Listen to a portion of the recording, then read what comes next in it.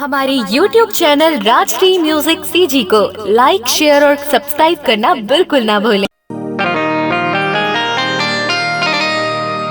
कारी टूरी के चक्कर में हो गयूंगा मैं दीवाना। रात में मोला नींद नहीं आवे, सुहावे नहीं मोला खाना।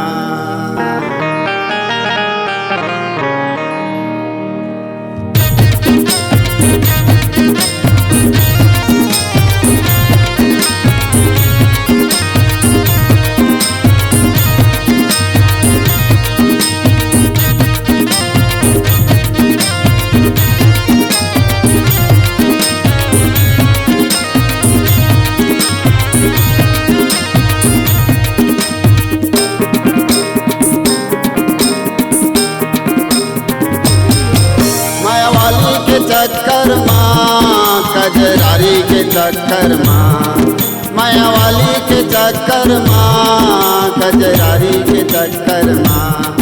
मैं हो गयूँ का बदनाम कॉलेज वाली के चक्कर माँ। मैं हो गयूँ का बदनाम करही डी के चक्कर माँ।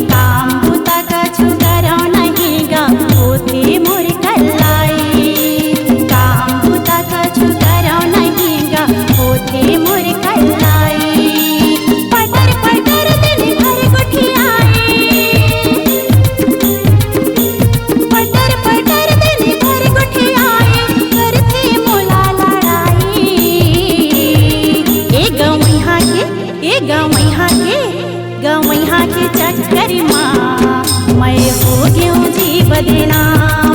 एमे करिया के चक्कर माँ मैं हो गयूँ जी बदनाम।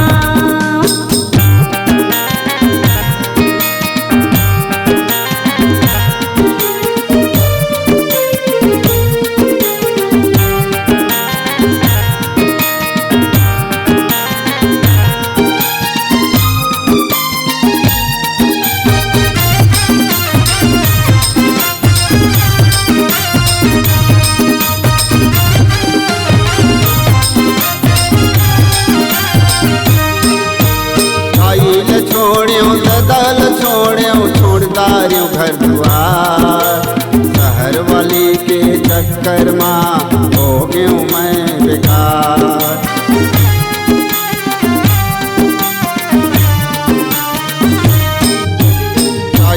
छोड़ियों ददल छोड़ियों छोड़दारियों घर दुआर शहर वाली के चक्कर माँ हो गयूँ मैं बेकार। शहर वाली के चक्कर माँ हो गयूँ मैं बेकार। बड़े बिहनिया मोला उठाते, बड़े बिहनिया मोला उठाते करते गहल काम। कॉलेज वाली के कॉलेज वाली के चक्कर माँ मैं हो गया हूँ का बदनाम। कॉलेज वाली के चक्कर माँ मैं हो गया हूँ का बदनाम। माया वाला के चक्कर माँ, करिया टीरा के चक्कर माँ, इला परहा के चक्कर माँ, ये दीवाना के चक्कर माँ। मैं हो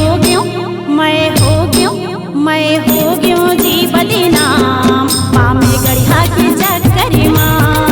मैं हो गयूं जी बदनाम, ये गावैया के चक्कर माँ। मैं हो गया हूँ जी बदनाम कॉलेज वाली के चक्कर माँ।